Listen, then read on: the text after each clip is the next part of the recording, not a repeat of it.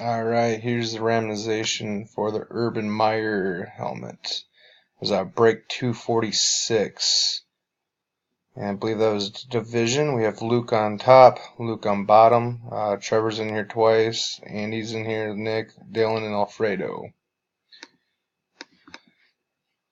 There's the list. Luke on top, Luke on bottom. I'm going to delete that just because that always messes everything up. Go up here and type live.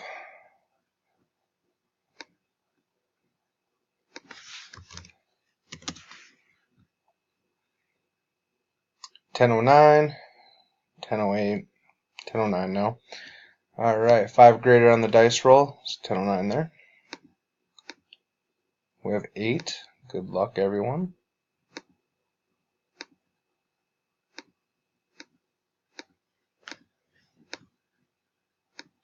Going on the final round. Go back to Facebook, type in the final round, good luck.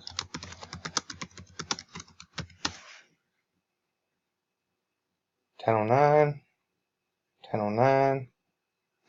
And the winner of the Urban Meyer helmet is Alfredo, spot 7. Congrats, man. Go back here, type in done.